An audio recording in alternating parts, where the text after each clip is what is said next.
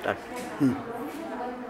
ಈಗ ಒಂದು NPN ಟ್ರಾನ್ಸಿಸ್ಟರಿನ characteristic ಕರ್ವ್ಸನ್ನು draw ಮಾಡೋದಕ್ಕೆ ಎಕ್ಸ್ಪ್ಲೇನ್ ಮಾಡೋದು. NPN ಟ್ರಾನ್ಸಿಸ್ಟರ್ ಆರೋ ಮಾರ್ಕ್ ಹೊರಗಿರೋದ್ರಿಂದ ಇದು NPN ಟ್ರಾನ್ಸಿಸ್ಟರ್ ಆಯಿತಾ. ಈ NPN ಟ್ರಾನ್ಸಿಸ್ಟರ್ನ ಎಮಿಟರು ಇಲ್ಲಿದೆ, ಬೇಸ್ ಇಲ್ಲಿದೆ, ಕಲೆಕ್ಟರು ಇಲ್ಲಿ ಕನೆಕ್ಷನ್ ಇದೆ. ಈ ಎಮಿಟರನ್ನು ಏನು ಮಾಡಿದ್ದಾರೆ, ಇನ್ಪುಟ್ಟಿಗೂ ತೊಗೊಂಡಿದ್ದಾರೆ, ಆಮೇಲೆ ಇದೇ ಎಮಿಟರನ್ನು ಔಟ್ಪುಟ್ಟಿಗೂ ತೊಗೊಂಡಿದ್ದಾರೆ. ಅದಕ್ಕೆ ಇದು ಕಾಮನ್ ಎಮಿಟರ್ ಕಾನ್ಫಿಗರೇಷನಲ್ಲಿ ಟ್ರಾನ್ಸಿಸ್ಟರ್ ಕನೆಕ್ಟ್ ಆಗಿದೆ. ಈಗ ನಾವು ಬ್ರಾಡಾಗಿ ಒಂದು ಇನ್ಪುಟ್ ಸರ್ಕ್ಯೂಟ್ ಇರುತ್ತೆ, ಇನ್ನೊಂದು ಔಟ್ಪುಟ್ ಸರ್ಕ್ಯೂಟ್ ಇರುತ್ತೆ. ಇನ್ಪುಟ್ ಕ್ಯಾರೆಕ್ಟರಿಸ್ಟಿಕ್ಸು, ಔಟ್ಪುಟ್ ಕ್ಯಾರೆಕ್ಟರಿಸ್ಟಿಕ್ಸ್ ಅಂತೇಳಿ. ಇನ್ಪುಟ್ ಕ್ಯಾರೆಕ್ಟರಿಸ್ಟಿಕ್ಸಿಗೆ ಏನಾಗಿದೆ, ಒಂದು ಇಲ್ಲಿ ವೋಲ್ಟೇಜು ಇನ್ಪುಟ್ಟಲ್ಲಿ ಯಾವುದಿರುತ್ತೆ, ಬೇಸ್ ಆ್ಯಂಡ್ ಎಮಿಟರ್ ಮಧ್ಯೆ ವೋಲ್ಟೇಜ್ ಇರುತ್ತೆ. ಬೇಸ್ ಆ್ಯಂಡ್ ಎಮಿಟರ್ ಮಧ್ಯೆ ವೋಲ್ಟೇಜು, ಅದಿಲ್ಲಿ ಪವರ್ ಸಪ್ಲೈ ಇಲ್ಲಿದೆ, VBE ಬೇಸ್ ಆ್ಯಂಡ್ ಎಮಿಟರ್ ಮಧ್ಯೆ ಇರೋಂಥ ವೋಲ್ಟೇಜು. ಆ ವೋಲ್ಟೇಜು ಎಷ್ಟಿದೆ ಅಂತ ತೋರ್ಸೋಕ್ಕೆ ಇಲ್ಲೇ ಒಂದು ಮಿಲಿ ವೋಲ್ಟ್ ಮೀಟ್ರ್ ಕೂಡ ಇದೆ. ಆಮೇಲೆ ಬೇಸಲ್ಲಿ ಎಷ್ಟು ಕರೆಂಟ್ ಹೋಗುತ್ತೆ ಅಂತ ತೋರ್ಸೋಕ್ಕೆ IB ಬೇಸ್ ಕರೆಂಟ್ ತೋರಿಸೋದಕ್ಕೆ ಇಲ್ಲಿ ಮೈಕ್ರೋ ಮೀಟ್ರ್ ಕೂಡ ಇದೆ. ಆನಂತರ ಔಟ್ಪುಟ್ ಸೈಡಿಗೆ ಬಂದರೆ ಇಲ್ಲಿ ಔಟ್ಪುಟ್ಟಲ್ಲಿರೋ ಟರ್ಮಿನಲ್ಸ್ ಯಾವುದು ಅಂದರೆ ಕಲೆಕ್ಟರು ಎಮಿಟರ್ ಮಧ್ಯೆ ಒಂದು ವೋಲ್ಟೇಜ್ ಕೊಡಬೇಕು. ಆ ವೋಲ್ಟೇಜಿಗೆ ಪವರ್ ಸಪ್ಲೈ ಇಲ್ಲಿದೆ, ಆ ಪವರ್ ಸಪ್ಲೈ ಇಂಟರ್ನಲ್ಲಿನೇ ಕನೆಕ್ಟ್ ಆಗಿದೆ. ಆಮೇಲೆ ಆ ಕಲೆಕ್ಟರ್ ಎಮಿಟರ್ ವೋಲ್ಟೇಜ್ ನೋಡೋದಕ್ಕೆ ಇಲ್ಲಿ ವೋಲ್ಟ್ ಮೀಟ್ರ್ ಇದೆ, ಬಟ್ ಇದ್ರ ಬದಲಿಗೆ ನಾವು ಇದಕ್ಕೆ ಪ್ಯಾರಲಾಗಿ ಒಂದು ಡಿಜಿಟಲ್ ವೋಲ್ಟ್ ಮೀಟ್ರನ್ನ ಕನೆಕ್ಟ್ ಮಾಡ್ಕೋಬೇಕು. ಇಲ್ಲಿ ವೋಲ್ಟ್ಸ್ ಅಂತ ಬರೆದಿದೆಯಲ್ಲ, ವೋಲ್ಟ್ಸ್ ಅಂತ ಬರೆದಿರೋದನ್ನೇ ತೊಗೋಬೇಕು. ತಗೊಂಡು ಈ ವೋಲ್ಟ್ ಮೀಟ್ರಿಗೆ ಪ್ಯಾರಲಾಗಿ ಪ್ಲಸ್ಸಿಗೆ ಮೈನಸ್ಸಿಗೆ ಹಾಕಿ ಕನೆಕ್ಷನ್ ಕೊಡೋದು ಈ ವೋಲ್ಟ್ ಮೀಟ್ರಿಗೆ ಪ್ಯಾರಲಾಗಿ. ಅದಾದಮೇಲೆ ಇಲ್ಲಿ ಔಟ್ಪುಟ್ ಕರೆಂಟು ಅಂದರೆ ಕಲೆಕ್ಟರ್ ಕರೆಂಟು ಅದನ್ನು ನೋಡೋದಕ್ಕೆ ಇದೊಂದು ಮಿಲಿಯಾಮೀಟ್ರ್ ಇದೆ, ನಾವು ಅದ್ರ ಬದಲಿಗೆ ಡಿಜಿಟಲ್ ಮಿಲಿಯಾಮೀಟ್ರನ್ನ ಹಾಕೋಂತ ಇದ್ದೀವಿ. ಇಲ್ಲಿ ಮಿಲಿಯಾಮೀಟ್ರ್ ಇದೆ, ಮಿಲಿ ಆ್ಯಮ್ಸ್ ಅಂತಿದೆ, 200 ಮಿಲಿ ಆ್ಯಮ್ಸ್ ರೇಂಜ್ ಇರೋದು. ಆ ಮೀಟ್ರನ್ನ ತಗೊಳ್ಳಿ. ಅದನ್ನ ಎಲ್ಲಿ ಕನೆಕ್ಟ್ ಮಾಡಬೇಕು, ಒಂದು ಇಲ್ಲಿ ಕಲೆಕ್ಟರ್ ಎಂಡಿಗೆ, ಇನ್ನೊಂದು ಈ ಪಾಯಿಂಟಿಗೆ ಕಲೆಕ್ಟ್ ಮಾಡಿ ಅದನ್ನು ತಂದು ಇಲ್ಲಿ ಮೀಟ್ರಿಗೆ ಕನೆಕ್ಟ್ ಮಾಡಿ. ಅಲ್ಲಿಗೆ ನಾವು 2 ಮೀಟ್ರ್ಗಳನ್ನು ಸಬ್ಸ್ಟಿಟ್ಯೂಟ್ ಮಾಡ್ದಂಗೆ ಆಯಿತು. ಈ ಬೋರ್ಡಲ್ಲಿ ಇತ್ತು, ಬಟ್ ಹೊಸ ಮೀಟ್ರ್ಗಳನ್ನು ಅಲ್ಲಿ ಸಬ್ಸ್ಟಿಟ್ಯೂಟ್ ಮಾಡ್ದಂಗೆ ಆಯಿತು. ಆನಂತರ ಇಲ್ಲಿ ಒಂದು ಕನೆಕ್ಷನ್ನು ನಾವು ಈಗ ನಾವು ಅದನ್ನು ಮಾಡ್ಕೋಬೇಕು. ಇದೊಂದು ಕನೆಕ್ಷನನ್ನು ಮಾಡ್ಕೋಬೇಕು, ಇಷ್ಟೇ. ಇದೊಂದು ಕನೆಕ್ಷನು. ಆಮೇಲೆ ಇವೆರಡರ ಮಧ್ಯ ಮಿಲಿಯಾಮ್ ಮೀಟ್ರು, ಈ ವೋಲ್ಟ್ ಮೀಟ್ರಿಗೆ ಪ್ಯಾರಲ್ ಆಗಿ ಇನ್ನೊಂದು ವೋಲ್ಟ್ ಮೀಟ್ರು, ಇಷ್ಟು ಮಾಡಿ ಇಟ್ಕೊಳ್ಳೋದು. ಈಗ ಇಲ್ಲಿ ಆ್ಯಕ್ಚುಲಿ ಇನ್ಪುಟ್ಟಲ್ಲಿ ಒಂದು ವೋಲ್ಟೇಜು, ಬೇಸ್ ಎಮಿಟರ್ ವೋಲ್ಟೇಜು, ಮತ್ತು ಒಂದು ಇನ್ಪುಟ್ ಕರೆಂಟು IB. ಔಟ್ಪುಟ್ಟಲ್ಲಿ ಒಂದು ವೋಲ್ಟೇಜು, ಕಲೆಕ್ಟರ್ ಎಮಿಟ್ರ್ ವೋಲ್ಟೇಜು, ಆಮೇಲೆ ಒಂದು ಔಟ್ಪುಟ್ ಕರೆಂಟು.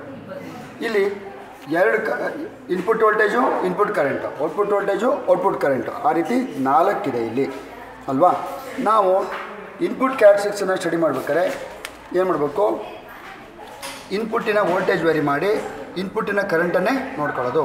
ಆವಾಗ ಔಟ್ಪುಟ್ ಸೈಡಲ್ಲಿ ವೋಲ್ಟೇಜನ್ನು ಕಾನ್ಸ್ಟೆಂಟಾಗಿ ಇಟ್ಕೋಬೇಕು. ಔಟ್ಪುಟ್ ವೋಲ್ಟೇಜು ಕಾನ್ಸ್ಟೆಂಟಾಗಿ ಇಟ್ಕೋಬೇಕು ಅಲ್ವಾ.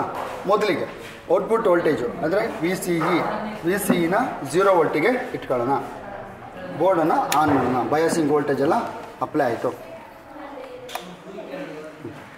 ಈಗ ನೋಡಿ VCE ವೋಲ್ಟೇಜು ಇಲ್ಲಿ ನೋಡೋದು, ಇಲ್ಲಿ ಈ ಮೀಟ್ರು, ಇದು VCE ವೋಲ್ಟೇಜು 0ಕ್ಕೆ ಇದೆ ಆಯಿತಾ. ಇನ್ಪುಟ್ ಸೈಡಿಗೆ ಬನ್ನಿ. ಇನ್ಪುಟ್ಟಲ್ಲಿ ಈಗ VBE ವೇರಿ ಮಾಡ್ತಾ IB ರೆಕಾರ್ಡ್ ಮಾಡಬೇಕು. ಆದರೆ ಅದು VBE ಒಂದು ಪರ್ಟಿಕ್ಯುಲರ್ ವೋಲ್ಟೇಜ್ ಬರೋ ತನಕ IB ಕರೆಂಟ್ ಬರೋದಿಲ್ಲ. ಹಾಗಾಗಿ ನಾವೇನು ಮಾಡ್ತೀವಿ, IB ಕರೆಂಟ್ ಬರೋ ಅಷ್ಟೇ VBE ವೋಲ್ಟೇಜನ್ನು ಇಡ್ತೀವಿ. VBE ವೋಲ್ಟೇಜಿಗೆ ರಿಸ್ಟ್ರಿಕ್ಷನ್ ಹಾಕೊಳ್ಳೋದು ಬೇಡ, IB ಕರೆಂಟಿಗೆ ಅಡ್ಜಸ್ಟ್ ಮಾಡಿ. ಒಂದು 25 ಮೈಕ್ರೋ ಆ್ಯಮ್ಸ್ IBಗೆ ಒಂದು 25 ಮೈಕ್ರೋ ಆ್ಯಮ್ಸ್ ಬರೋಂಗೆ ಇಡಿ. IB 25 ಮೈಕ್ರೋ ಆ್ಯಮ್ಸ್ ಬಂದಾಗ, ಆಮೇಲೆ ತೋರಿಸೋಣ, IB 25 ಮೈಕ್ರೋ ಆ್ಯಮ್ಸ್ ಬಂದಾಗ VBE ವೋಲ್ಟೇಜ್ ಎಷ್ಟಿದೆ ಅಂತ ನೋಡ್ಕೊಳ್ಳಿ. ಇದು ಅರೌಂಡ್ 600 ಮಿಲಿ ವೋಲ್ಟ್ಸ್ ಇದೆ. ಈಗ ಇದನ್ನೇ ಮುಂದಿನ ಟ್ರಯಲ್ಸಿಗೆ ಹೋಗೋದು. 25 ಮೈಕ್ರೋ ಆ್ಯಮ್ಸಿಂದ 25 ಸ್ಟೆಪ್ಸಲ್ಲಿ 25 to 50, 50 to 75, 100, 125, 150 ಈ ವಿ ಬಿ ವೋಲ್ಟೇಜು ಎಕ್ಸಾಸ್ಟ್ ಆಗೋ ತನಕ ಬೇಕಾದ್ರೆ ಮುಂದಕ್ಕೆ ಹೋಗ್ಬೋದು ನೀವು 175 200 ತನಕನೂ ಬರ್ಬೋದು. ಈಗ ಒಂದು ಸೆಟ್ ಆಫ್ ಇನ್ಪುಟ್ ಕ್ಯಾರೆಕ್ಟರಿಸ್ಟಿಕ್ಸ್ ಆಯಿತು. ವಿ ಬಿ ಸೆಟ್ ಮಾಡ್ತಾ ಹೋದ್ವಿ ಮಾಡಿ ಅಂದರೆ ಆ್ಯಕ್ಚುಲಿ ಐ ಬಿ ಕರೆಂಟನ್ನೇ ಸೆಟ್ ಮಾಡ್ತಾ ಹೋದ್ವಿ. ಅದ್ರ ಕರೆಸ್ಪಾಂಡಿಂಗ್ ವಿ ಬಿನ ಪ್ರತಿ ಸರಿ ಬರ್ಕೊಂಡ್ವಿ. ಅಲ್ಲಿಗೆ ವಿ ಬಿ ಐ ಬಿ ಒಂದು ಸೆಟ್ ರೀಡಿಂಗ್ ಬಂತು. ಇದನ್ನು ರಿಪೀಟ್ ಮಾಡೋದು, ಆದರೆ ಡಿಫ್ರೆಂಟ್ ಔಟ್ಪುಟ್ ವೋಲ್ಟೇಜ್ ಇಟ್ಕೋಬೇಕೀಗ. Constant different voltage. ಮುಂಚೆ 0 ವೋಲ್ಟಿಗೆ ಇಟ್ಟಿದ್ವಿ, ಈಗ 4 ವೋಲ್ಟಿಗೆ ಇಡೋಣ. ಔಟ್ಪುಟ್ ವೋಲ್ಟೇಜನ್ನು ಒಂದು 4 ವೋಲ್ಟಿಗೆ ಇಡೋಣ. ಔಟ್ಪುಟ್ ವೋಲ್ಟೇಜು ಒಂದು 4 ವೋಲ್ಟಿಗೆ ಇಡೋದು. ಔಟ್ಪುಟ್ ವೋಲ್ಟೇಜ್ ಒಂದು 4 ವೋಲ್ಟಿಗೆ ಇಟ್ಬಿಟ್ಟು ಈಗ ಇದನ್ನೇ ರಿಪೀಟ್ ಮಾಡೋದು ಅಂತಂದರೆ ಐ ಬಿ 25 ಬರೋ ತನಕ ವಿ ಬಿ ಅಪ್ಲೈ ಮಾಡೋದು. ಅಪ್ಲೈ ಮಾಡಿ 25 ಸ್ಟೆಪ್ಸಲ್ಲೇ ಮುಂದಕ್ಕೆ ಹೋಗಿ ಇನ್ನೊಂದು ಸೆಟ್ ಆಫ್ ರೀಡಿಂಗನ್ನು ತೊಗೊಂಡಿದ್ದಾಯಿತು. ಈಗ 2 ಸೆಟ್ಟು ಸಾಕಾದರೆ ಇಲ್ಲಿಗೆ ಬಿಡೋದು. ಈಗ ಔಟ್ಪುಟ್ ಕ್ಯಾರೆಕ್ಟರಿಸ್ಟಿಕ್ಸಿಗೆ ಬರಬೇಕು. ಔಟ್ಪುಟ್ ಕ್ಯಾರೆಕ್ಟರಿಸ್ಟಿಕ್ಸಲ್ಲಿ ಏನು ಮಾಡಬೇಕಪ್ಪ ಅಂತಂದರೆ ಔಟ್ಪುಟ್ ವೋಲ್ಟೇಜು ಅಂದರೆ ಕಲೆಕ್ಟರ್ ಎಮಿಟರ್ ಮಧ್ಯ ವೋಲ್ಟೇಜನ್ನು ಹೆಚ್ಚು ಮಾಡ್ತಾ ಹೋಗಬೇಕು. ಅವಾಗ ಕಲೆಕ್ಟರ್ ಕರೆಂಟನ್ನು ಬರ್ಕೋಬೇಕು. ಈಗ ಇನ್ಪುಟ್ಟಿನ ಕರೆಂಟನ್ನು ಕಾನ್ಸ್ಟೆಂಟಾಗಿ ಇಟ್ಕೋಬೇಕು. ಇಲ್ಲಿ ಇನ್ಪುಟ್ಟಿನ ಕರೆಂಟ್ ಕಾನ್ಸ್ಟೆಂಟಾಗಿ ಇಟ್ಕೋಬೇಕು. ಎಷ್ಟಕ್ಕೆ ಇಟ್ಕೊತೀರಿ? ಒಂದು 100 125 ಈ ಥರ ಇಡ್ಬೋದು. 100 ಬೇಕಾದ್ರೂ ಇಡ್ಬೋದು. 100 125 ಯಾವುದಕ್ಕಾದ್ರೂ ಇಡ್ಬೋದು. ಇನ್ಪುಟ್ ಕರೆಂಟು ಇಟ್ಟಾಯಿತು. ಇನ್ಪುಟ್ ಕರೆಂಟ್ ಇಟ್ಟಾದ ತಕ್ಷಣ ಈಗ ಆ್ಯಕ್ಚುಲಿ ಈ ವೋಲ್ಟ್ ಮೀಟರ್ ಕನೆಕ್ಷನ್ ಇಲ್ಲ, ಇದು ಔಟ್ಪುಟ್ ರೀಡಿಂಗ್ ತಗೊಳ್ಳೋಕ್ಕೆ ಇದು ಬೇಡ. ಅದಕ್ಕೆ ವೈರ್ ತೆಗಿಬೇಕು. ಫಸ್ಟ್ ಇದು ಡಿಸ್ಕನೆಕ್ಟ್ ಮಾಡಿ ಏನು ಮಾಡಬೇಕು? 100 ಮೈಕ್ರೋಆಂಪ್ಸಿಗೆ ಇಟ್ಕೋಬೇಕು. ಇದೀಗ ಡಿಸ್ಕನೆಕ್ಟ್ ಆಗಿದ್ದರಿಂದ ಇದೇನು ತೋರಿಸಲ್ಲ, ಕರೆಂಟ್ ಮೀಟ್ರ್ ಮಾತ್ರ ಇರುತ್ತೆ. ಒಂದು 100ಗೆ ಇನ್ಪುಟ್ ಕರೆಂಟ್ ಐ ಬಿನ ಇಟ್ಕೊಂಡಿದ್ದಾಯಿತು. ಇಟ್ಕೊಂಡ ನಂತರ ಈ ವೈರ್ ತೆಗೆದು 100 ಮೈಕ್ರೋಆಂಪ್ಸಿಗೆ ಇಟ್ಟು ಈಗೇನು ಮಾಡಬೇಕು? ನಾವು ಔಟ್ಪುಟ್ ವೋಲ್ಟೇಜನ್ನು ಹೆಚ್ಚು ಮಾಡ್ತಾ ಹೋಗಬೇಕು. ಇಲ್ಲಿ ನಾವು ಔಟ್ಪುಟ್ ವೋಲ್ಟೇಜನ್ನು ಯಾವ ರೀತಿ ಹೆಚ್ಚು ಮಾಡಬೇಕಪ್ಪ ಅಂತಂದರೆ ಒಂದು ಸ್ಟಾರ್ಟಿಂಗಿಗೆ ಒಂದು 0.5 ವೋಲ್ಟ್ ಕೊಡಬೇಕು. ಸುಮಾರು 0.5 ವೋಲ್ಟ್ ಕೊಡಬೇಕು. 0.5 ವೋಲ್ಟ್ ಕೊಟ್ಟ ತಕ್ಷಣ ಔಟ್ಪುಟ್ ಕರೆಂಟು ಅಂದರೆ ಕಲೆಕ್ಟರ್ ಕರೆಂಟು ಬರ್ತಾಯಿದೆ, ಒಂದು 7.2 ಮಿಲಿ ಆಂಪಿಯರ್ ಬರ್ತಾಯಿದೆ. ಈ ಮುಂದೆ ಏನು ಮಾಡಬೇಕು ಅಂದರೆ ಔಟ್ಪುಟ್ ವೋಲ್ಟೇಜನ್ನು ಯಾವ ರೀತಿ ಹೆಚ್ಚು ಮಾಡಬೇಕು ಅಂತಂದರೆ ಈ ಔಟ್ಪುಟ್ ಕರೆಂಟು 7.2 ಇದೆಯಲ್ಲ, ಅಲ್ಲಿಂದ ಅಟ್ಲೀಸ್ಟ್ 1 ಡಿಜಿಟ್ ಆದರೂ ಚೇಂಜ್ ಆಗಬೇಕು. ಕಲೆಕ್ಟರ್ ಕರೆಂಟ್ ಚೇಂಜ್ ಆಗೋ ತನಕ ಕಲೆಕ್ಟರ್ ಎಮಿಟರ್ ವೋಲ್ಟೇಜನ್ನು ಹೆಚ್ಚು ಮಾಡಬೇಕು. ಇದಕ್ಕೆ ಲಿಮಿಟೇಷನ್ ಇಲ್ಲ, ಬಟ್ ಕರೆಂಟ್ ಚೇಂಜ್ ಆಗಬೇಕಲ್ಲ ಅಷ್ಟು ವೋಲ್ಟೇಜ್ ಕೊಡೋದು. 7.2 ಇದೆ, 7.2 ಇಂದ ಒಂದು ಅಟ್ಲೀಸ್ಟ್ 7.3 ಬಂತು. 7.3 ಬಂದ ತಕ್ಷಣ ಹಿಂದ್ಗಡೆ ವೋಲ್ಟೇಜು ಕಲೆಕ್ಟರ್ ಎಮಿಟರ್ ವೋಲ್ಟೇಜನ್ನು ಬರ್ಕೊಳ್ಳೋದು. ಈಗ ಒಂದೊಂದೇ ಡಿಜಿಟು 7.4 ನಾವು ಕರೆಂಟ್ ನೋಡ್ತಾ ಇದ್ದೀವಿ. 7.4 ಬರಬೇಕು. 7.4ಗೆ ಬಂತು. ಈಗ ಕಲೆಕ್ಟರ್ ಎಮಿಟರ್ ವೋಲ್ಟೇಜು ಎಷ್ಟಿದೆಯೋ ಅಷ್ಟು 7.7 ಇದೆ, ಅದನ್ನ ಬರ್ಕೊಳ್ಳೋದು. ಈ ರೀತಿ ಒಂದೊಂದೇ digit. Starting 0.5 volt, next voltage restriction ಇಲ್ಲ. ಏನು ಕರೆಂಟ್ ಇರುತ್ತೋ ಅಲ್ಲಿಂದ ಒಂದೊಂದೇ ಡಿಜಿಟ್ ಹೆಚ್ಚಾಗುವಷ್ಟು ಕಲೆಕ್ಟರ್ ಕರೆಂಟ್ ಸ್ವಲ್ಪನಾದರೂ ಚೇಂಜ್ ಆಗೋಂಗೆ ಒಂದೊಂದೇ ಡಿಜಿಟ್ ಹೆಚ್ಚಾಗೋಂಗೆ ವೋಲ್ಟೇಜನ್ನು ಹೆಚ್ಚು ಮಾಡ್ತಾ ಹೋಗೋದು. ಇಲ್ಲಿ ತನಕ ಕೊಡ್ಬೋದು.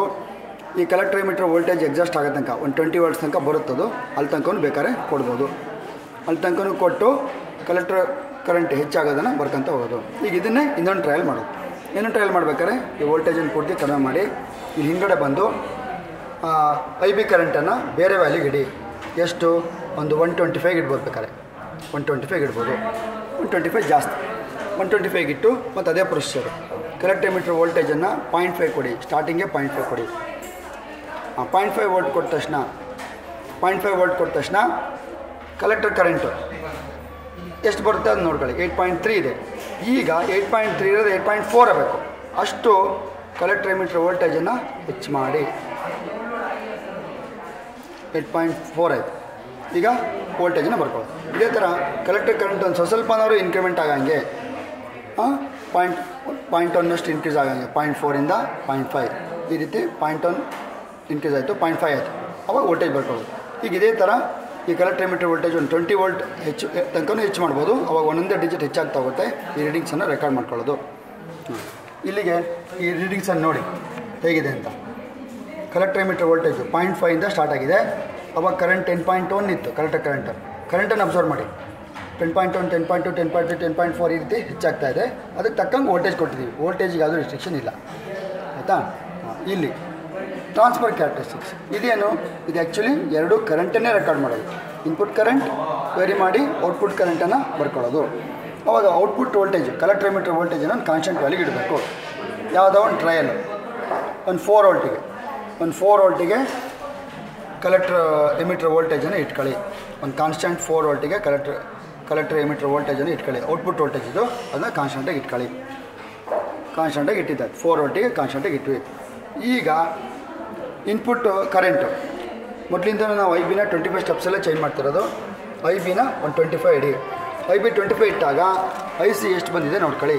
ಮತ್ತು ಔಟ್ಪುಟ್ ಕರೆಂಟ್ IC ಎಷ್ಟು ಬಂದಿದೆ ನೋಡ್ಕೊಳ್ಳಿ. ಅದೀಗ 1.4 ಮಿಲಿ ಆಂಪಿಯರ್ಸ್ ಬಂದಿದೆ. ಮುಂದೆ 25ಇಂದ 50 ಬೇಸ್ ಕರೆಂಟು. ಅವಾಗ ಕಲೆಕ್ಟರ್ ಕರೆಂಟ್ ಎಷ್ಟು ಬರುತ್ತೆ, ಎರಡು ಕರೆಂಟೇ ನೋಡ್ತಾ ಇರೋದು ನಾವು. Output voltage constant. ಈಗ ಕಲೆಕ್ಟರ್ ಕರೆಂಟ್ ಅಲ್ಲಿ ಕಾಣ್ತಾ ಇದೆ. ಹಂಗೆ 75 100 125 ಈ ರೀತಿ ಹೆಚ್ಚು ಮಾಡ್ತಾ ಹೋಗೋದು. Collector current ಬರ್ಕೊಳ್ಳೋದು. ರೀಡಿಂಗ್ಸ್ ಈ ಥರ ಇದೆ ನೋಡಿ. ಬೇಸ್ ಕರೆಂಟು 25 50 75 100 ಹಿಂಗೆ ಮಾಡ್ತಾ ಹೋದಾಗ ಕಲೆಕ್ಟರ್ ಕರೆಂಟು ಈ ರೀತಿ ಚೇಂಜ್ ಆಗ್ತಾ ಹೋಗುತ್ತೆ. ಸುಮಾರು ಎರಡು ಒಂಥರ ಲೀನಿಯರ್ ಡಿಪೆಂಡೆನ್ಸ್ ಇರುತ್ತಲ್ಲಿ. ಈಗ ಗ್ರಾಫ್ಗಳನ್ನು ನೋಡಿ. ಇದು ಇನ್ಪುಟ್ ಕ್ಯಾರೆಕ್ಟರಿಸ್ಟಿಕ್ಸು. ಎಕ್ಸ್ ಆ್ಯಕ್ಸಲ್ಲಿ VBE, ವೈ ಆ್ಯಕ್ಸಲ್ಲಿ IB ತೊಗೊಂಡಿದ್ವಿ. ಆವಾಗ ಇದೊಂದು ಸಿಂಗಲ್ ಡಯೋಡ್ PN ಜಂಕ್ಷನಿಗೆ ನಾವು ಫಾರ್ವರ್ಡ್ ಬಯಾಸ್ ಕ್ಯಾರೆಕ್ಟರಿಸ್ಟಿಕ್ಸ್ ಮಾಡಿದಾಗ ಬರುತ್ತಲ್ಲ ಅದೇ ಥರ ಕರ್ವ್ ಇದೆ ನೋಡಿ. ಈ ಕರ್ವು ಗ್ರ್ಯಾಜುವಲಿ ಇನ್ಕ್ರೀಸ್ ಆಗಿ ಇಲ್ಲಿ ಸಡನ್ ರೈಸ್ ಆಗಿ ಹೀಗೆ ಬಂದಿದೆ. ಎರಡು ಟ್ರೈಲಿ 2 ಕರ್ವ್ ಬಂದಿದೆ. ಇಲ್ಲಿ ನಾವು ಏನು ಮಾಡಬೇಕು, ರೆಸಿಸ್ಟೆನ್ಸ್ ಕಂಡಿಬೇಕು. ರೆಸಿಸ್ಟೆನ್ಸ್ ಅಂತಂದರೆ ನೀವು ಸ್ಲೋಪ್ ಅಂತ ಹೇಳೋಕ್ಕಿಂತನೂ ವೈ ಆ್ಯಕ್ಸಲ್ಲಿ I ಇರುತ್ತೆ, ಎಕ್ಸ್ ಆ್ಯಕ್ಸಲ್ಲಿ V ಇರುತ್ತೆ. ನಾವು ಈ change in current divide by change in voltage ಮಾಡೋದು ಅಂತ ಹೇಳ್ಬೇಕು. ಸ್ಲೋಪ್ ಅನ್ನೋಕ್ಕಿಂತ ಈ ವ್ಯಾಲ್ಯೂ ತೊಗೊಂಡ್ರೆ ಚೇಂಜ್ ಇನ್ ಕರೆಂಟ್ ಬರುತ್ತೆ. ಈ ವ್ಯಾಲ್ಯೂ ತೊಗೊಂಡ್ರೆ ಚೇಂಜ್ ಇನ್ ವೋಲ್ಟೇಜ್ ಬರುತ್ತೆ. Change in voltage divide by change in current delta VBE by delta IB. V/I ohm's law. V/I ಇದು ಲೀನಿಯರ್ ರೀಜನಲ್ಲಿ ಹಾಕಿರ್ಬೇಕು. ಹಿಂಗೆ V/I ಮಾಡಿದಾಗ ರೆಸಿಸ್ಟೆನ್ಸ್ ಬರುತ್ತೆ. ಇಲ್ಲಿ ಮತ್ತು ಇವೆಲ್ಲ ಬೇರೆ ಬೇರೆ ಯೂನಿಟ್ಸಲ್ಲಿದ್ದಾವೆ. ಬೇಸ್ ಕರೆಂಟು ಮಿಲಿವೋಲ್ಟ್ಸಲ್ಲಿದೆ, ಬೇಸ್ ವೋಲ್ಟೇಜು ಮಿಲಿವೋಲ್ಟ್ಸಲ್ಲಿದೆ. ಬೇಸ್ ಕರೆಂಟು ಮೈಕ್ರೋಆಮ್ಸಲ್ಲಿದೆ. ಕಲೆಕ್ಟರ್ ಎಮಿಟರ್ ವೋಲ್ಟೇಜು ವೋಲ್ಟ್ಸಲ್ಲಿದೆ. ಕಲೆಕ್ಟರ್ ಕರೆಂಟು ಮಿಲಿ ಆಂಪಿಯರ್ಸಲ್ಲಿದೆ. ಹಾಗಾಗಿ ಈ ಗ್ರಾಫಿಂದ ಕ್ಯಾಲ್ಕುಲೇಷನ್ ಮಾಡಬೇಕು. ನಾನು ಕನ್ವರ್ಷನನ್ನು ಕರೆಕ್ಟಾಗಿ ಹಾಕೋಬೇಕು. ಮಿಲಿ ಮೈಕ್ರೋ ಅದನ್ನೆಲ್ಲ ಸರಿ ನೋಡ್ಕೊಂಡು ಹಾಕೋಬೇಕು. ಆವಾಗ ಇನ್ಪುಟ್ ರೆಸಿಸ್ಟೆನ್ಸ್ ಬಂತು 2.5 ಕಿಲೋ ಓಮ್ ಬಂದಿದೆ. 2.5 ಕಿಲೋ ಓಮ್ ಬಂದಿದೆ ಇನ್ಪುಟ್ ರೆಸಿಸ್ಟೆನ್ಸು. ಅದೇ ಥರ ಔಟ್ಪುಟ್ ಕ್ಯಾರೆಕ್ಟರಿಸ್ಟಿಕ್ಸ್ ಕರ್ವ್ಸ್ ನೋಡಿ. ಔಟ್ಪುಟ್ ಕರೆಂಟು IC ವೈ ಆ್ಯಕ್ಸಲ್ಲಿ, ಔಟ್ಪುಟ್ ವೋಲ್ಟೇಜ್ VCE ಎಕ್ಸ್ ಆ್ಯಕ್ಸಲ್ಲಿ. ಗ್ರಾಫ್ ಹಾಕಿದಾಗ ನಮ್ಗೆ ಈ ಥರ ಒಂದು ವೇರಿಯೇಷನ್ ಬಂದಿದೆ. ಇಲ್ಲಿ ಒಂದು ಲೀನಿಯರ್ ರೀಜನಲ್ಲಿ ಒಂದು ಲೀನಿಯರ್ ರೀಜನಲ್ಲಿ ಏನು ಮಾಡಬೇಕು ಗೊತ್ತಾ, change in voltage divide by change in current ಮಾಡ್ಕೋಬೇಕು. ಅವಾಗ delta VCE by delta IC ಮಾಡಿದಾಗ ಏನು ಬರುತ್ತೆ, ಔಟ್ಪುಟ್ ರೆಸಿಸ್ಟೆನ್ಸು ಬರುತ್ತೆ. ಅದು ಒಂದು